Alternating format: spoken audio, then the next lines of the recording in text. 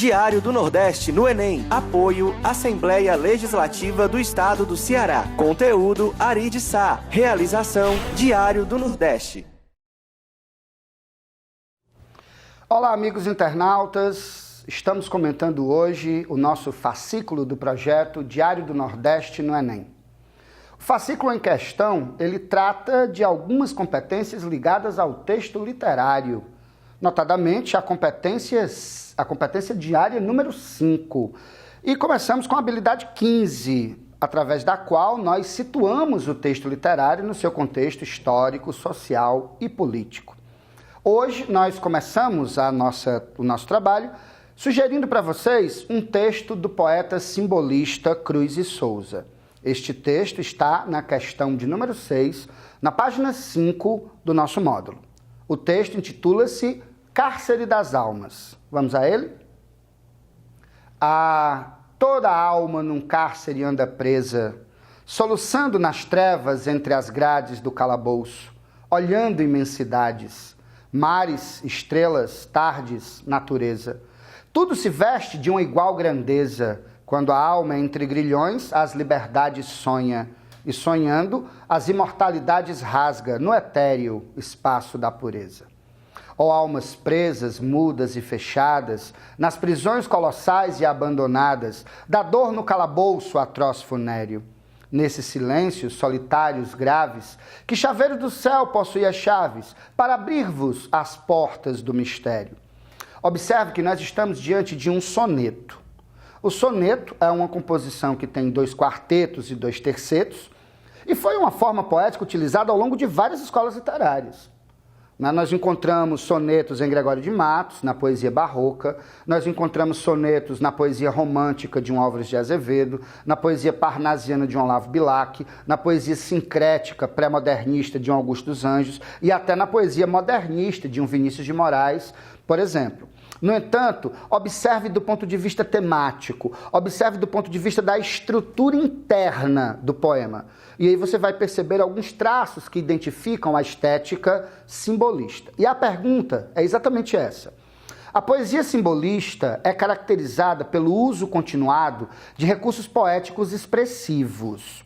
O texto apresentado do poeta Cruz e Souza traz entre esses recursos o uso principalmente. Chamo a atenção de vocês, caros internautas, caros leitores, caros alunos que estão acompanhando a nossa resolução do fascículo, que algumas palavras como espaço, pureza, dor, céu, mistério estão grafadas com letra maiúscula. Isso é uma característica marcante da poesia simbolista, a maiúscula alegorizante. Se num poema você escreve a palavra dor com letra minúscula, você está se referindo a uma dor física, uma dor no pé, uma dor de dente. Mas se eventualmente você grafa a palavra dor com letra maiúscula, você está falando de uma dor simbólica, abstrata, subjetiva, indefinível. Portanto, uma dor no eu profundo, uma dor na alma.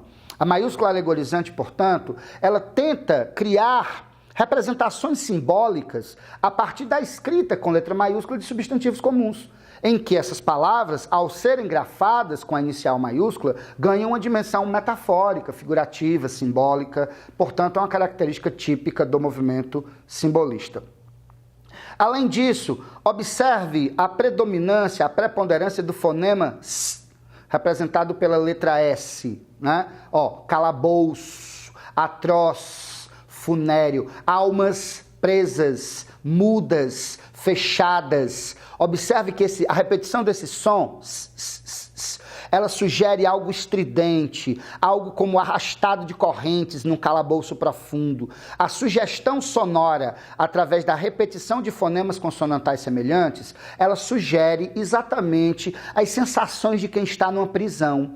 Trata-se, portanto, de um recurso sugestivo, a repetição de fonemas consonantais semelhantes. E, finalmente, as rimas.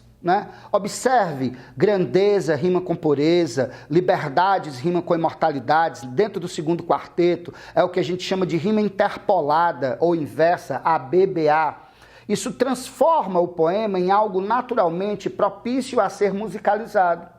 Entende? Então, a presença das iniciais maiúsculas, a presença das aliterações, a presença da musicalidade, poderia citar também a presença da sinestesia, da mistura das sensações, o perfume que é doce, né? O som que é macio ao meu ouvido. Essas misturas de sensações, que nós chamamos linguisticamente de sinestesia, também são traços marcantes da poesia simbolista.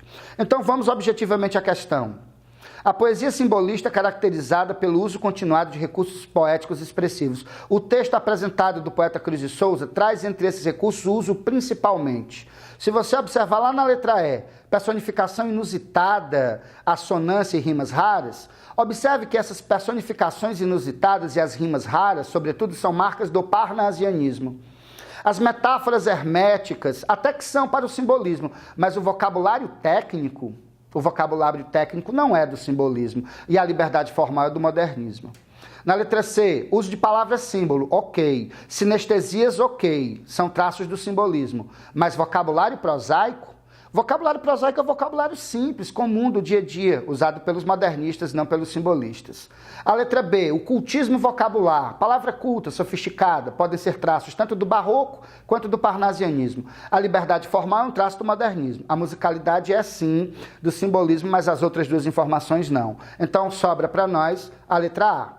A letra que deve ser assinalada. Maiúsculos alegorizantes, aliterações, são características da estética simbolista. Para a questão, portanto, a resposta correta na alternativa A, meus queridos internautas.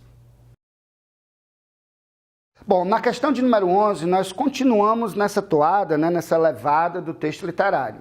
Agora nós temos um belíssimo soneto, uma belíssima composição do poeta brasileiro Olavo Bilac, o príncipe dos poetas brasileiros, expoente maior da estética parnasiana. E o texto selecionado, o famoso texto intitulado Língua Portuguesa.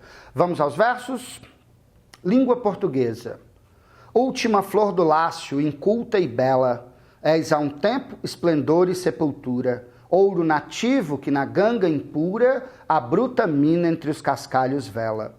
Amo-te assim, desconhecida e obscura, tuba de alto clangor, lira singela, que tens o trom e o silvo da procela, e o arrolo da saudade e da ternura. Amo teu viço agreste e o teu aroma, de virgens selvas e de oceano largo. Amo-te, ó rude e doloroso idioma, em que da voz materna ouvi meu filho, e em que Camões chorou no exílio amargo, o gênio sem ventura e o amor sem brilho. Observe, querido internauta, na composição desse belíssimo texto, a predominância do soneto. Tá? Como eu falei, o soneto é uma técnica de composição que perpassou várias escolas literárias. Mas ele foi particularmente enaltecido, ele foi particularmente utilizado na estética parnasiana. Observe a questão. O soneto é um tipo de composição amplamente utilizado na literatura desde o século XVI, quando surgiu pelas mãos de Petrarca, Shakespeare, Camões, Dante, entre outros. Constituem-se em marcas características deste gênero. Observe, a letra A fala em uso de métricas variáveis no mesmo texto. O polimetrismo, que é o uso de métricas variáveis, não é uma característica do parnasianismo, é uma característica do romantismo. Você vai encontrar várias métricas em Juca Pirama, por exemplo, de Antônio Gonçalves Dias, lá na primeira fase do romantismo. E a liberdade formal é uma característica da poesia modernista. Você vai encontrar isso em um Drummond, em um Bandeira, em um Oswald, em um Mário de Andrade. A letra B diz o seguinte: a presença exclusiva de versos decassílabos e a variação da estrofação em conjuntos de 6, 4 e 3 versos. Bom, a presença exclusiva, essa palavra me incomoda. Há versos decassílabos, sim, na poesia parnasiana, mas não exclusivamente. Porque os decassílabos dividem espaço com os dodecassílabos, ou alexandrinos, que são versos de 12 sílabas poéticas. Variação de estrofação em conjuntos de 6, 4 e 3, não. Normalmente, o soneto petrarquiano ele apresenta apenas quartetos e tercetos. E até o soneto shakespeariano ou inglês também apresenta quartetos, tercetos ou dísticos. Portanto, os versos de 6 sílabas, chamados de sextilhas, não são inerentes, não são típicos, não são característicos da estética parnasiana. Já na letra C, a presença da medida nova. Bom, o que é a medida nova? A medida nova é a medida poética que vai surgir no século XVI, em oposição à medida velha, que é lá da Idade Média. A medida velha são as redondilhas. Redondilha maior, versos de 7 sílabas. Redondilha menor, versos de 5 sílabas. A medida nova são os versos de 10 sílabas, chamados de decassílabos, ou de 12 sílabas, chamados de dodecassílabos ou alexandrinos. Né? Predomínio de versos de 10 ou 12 sílabas e o uso principal de quartetos e tercetos, que são as estrofes de 4 e de 3 versos. Perfeito. Portanto, a letra C de casa corresponde a todos os pressupostos, a todos os pré-requisitos para a composição daquilo que seria um soneto nos moldes do parnasianismo. Mas vamos seguir nos itens. A letra D fala em ausência de rigor formal? Não. Presença de rigor formal. E a redondilha maior? Não, porque a redondilha maior é a medida velha. E a medida velha você vai encontrar lá nos cancioneiros da Idade Média. Cantiga de amigo, cantiga de escárnio, de amor, de maldizer, etc. Letra E, hermetismo vocabular. Concordo, né? Tuba de alto clangor, lira singela, que tens o tron e o silvo da procela e o arrolo da saudade da ternura. Professor, o que é tron? O que é silvo? O que é procela? O que é arrolo? Acho que a compreensão desse texto exige um dicionário ali do lado, porque de fato há hermetismo vocabular. Mas eu falo em desprezo por formas rígidas de composição? Não, apreço pelas formas rígidas de composição. Portanto, está correto para a questão de número 11, a letra C de casa, reforçando que um dos maiores ditames, a mola mestra, a coluna, o pilar principal da poesia parnasiana é o rigor formal, é o preciosismo vocabular, aquilo que em poucas palavras se chama arte pela arte. Não interessa muito do que é que eu falo, não interessa muito o tema. Se eu falo com rigor, se eu falo com formalismo, com beleza estética, com beleza estrutural, com beleza formal, com versos metrificados de 10 ou 12, com um soneto de rimas raras, bem articulado na sua estrutura composicional, eu terei sim uma obra de arte de tendência parnasiana. Ok, meus queridos? Para a questão de número 11, portanto, letra C de casa, conforme está assinalado aí no seu material e você está apenas conferindo comigo. Ok? Meus amigos, olha, hoje nós estamos mesmo aqui para falar de soneto, né? Hoje, agora, eu vou conversar com vocês sobre a questão de número 5, lá na página 12 do nosso material. Temos também um soneto, só que agora de outro autor e de outra época. Temos aqui o belíssimo e conhecidíssimo Psicologia de um Vencido, do grande poeta original, sincrético, do pré-modernismo brasileiro, o nosso grande Augusto dos Anjos. E no poema, no soneto, ele nos diz assim: eu, filho do carbono e do amoníaco, monstro de escuridão e rutilância, sofro, desde a epigênese da infância, a influência má dos signos do zodíaco. Profundissimamente hipocondríaco, este ambiente me causa repugnância. E sobe-me à boca uma ânsia análoga à ânsia que se escapa da boca de um cardíaco. Já o verme, este operário das ruínas, que o sangue podre das carnificinas come, e a vida em geral declara guerra, anda a espreitar meus olhos para arruê-los, e há de deixar-me apenas os cabelos na frialdade inorgânica da terra. Professor, me diga, o que é que esse soneto tem de tão interessante? Meu querido, esse soneto tem uma coisa muito bacana que deve ser notada, que é o sincretismo, que é inclusive uma das principais marcas do pré-modernismo. Lembrando que o pré-modernismo não é exatamente uma escola literária, é um período literário. Um período literário, portanto, de transição, no qual há uma mistura, né? Sincretismo quer dizer mistura, fusão. Traços das escolas que estão terminando se misturam com traços das escolas que estão começando. E essa mistura de traços, nesses 20 anos, né? 1902 a 1922, o pré-modernismo começa ali com os sertões de Euclides da Cunha, com Canaã de Graça Aranha e vai até a Semana de Arte Moderna. Esse período de transição foi marcado pela mistura. Se você observar nesse soneto, você tem traços de várias escolas literárias. A começar pelo título, Psicologia de um Vencido. Olha só, o psicologismo do realismo, a tentativa de investigar a alma humana. Olha o primeiro verso, eu, filho do carbono e do amoníaco, carbono e amoníaco, cientificismo, a influência determinista do naturalismo. Olha o sofro desde a epigênese da infância, o sofrimento de um romântico, de um byroniano da segunda geração. Olha o prosaísmo vocabular, já o verme, este operário das ruínas que o sangue podre das carnificinas come. Isso parece bem um texto já para o modernismo, né? Em que o antipoético vira poético. A gente chama isso de prosaísmo vocabular. sangue podre, verme, carnificina, né? Essa facilidade que o Augusto dos Anjos tem em misturar um vocabulário sofisticado, científico, filosófico, erudito, com um vocabulário prosaico, comum, do cotidiano, do dia a dia. Esse prosaísmo vocabular, que é trazer o palavreado do dia a dia para a poesia, é um traço modernista. Mas observe que também há traços parnasianos. A presença do soneto, a presença da métrica, a presença da rima.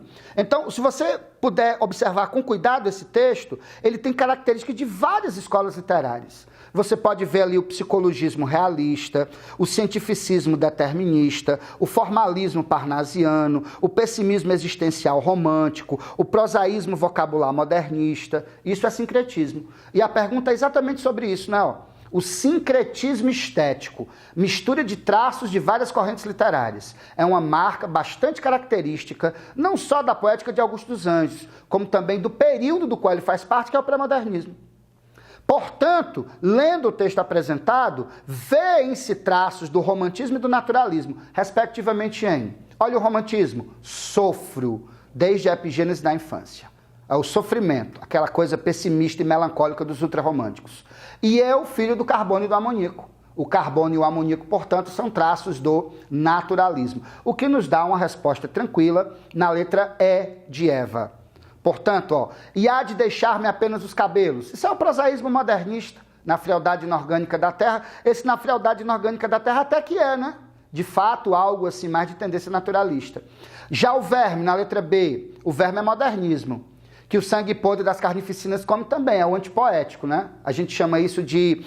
é uma coisa meio escatológica, né? A coisa meio funesta, meio antipoética. Está muito mais ali para o modernismo do que propriamente para o romantismo ou para o naturalismo. Na letra C, sobe-me à boca uma ânsia análoga à ânsia que se escapa da boca de um cardíaco. Esse pessimismo até que poderia ser romântico, mas cadê o naturalismo? Na letra D de dado, profundissimamente hipocondríaco, esse ambiente me causa repugnância. Observe que aí você também tem elementos de um naturalismo, mas sem a subjetividade ou o sofrimento ou o pessimismo existencial do romantismo. Portanto, é uma questão simples, que nos dá como resposta a letra E de Eva. O sofrimento do verso inicial, traduzindo o sentimento romântico, e o carbono e o amoníaco, traduzindo o cientificismo do naturalismo. Portanto, para a questão, resposta correta, meus queridos, letra E de eu sei que vou passar e eu sei que estou aqui para te ajudar nesse projeto. Bom, meus queridos, vamos concluir aqui a nossa breve exposição, comentando agora a questão de número 10, lá das atividades propostas na página 13. E temos agora o texto que não é um soneto. Temos uma composição contemporânea, a letra de uma música do grande poeta carioca Cazuza. E a letra em questão é a letra da canção O Tempo Não Para. O trecho que nós selecionamos para estudar é exatamente esse que eu vou ler agora aqui para todos vocês. O tempo não para.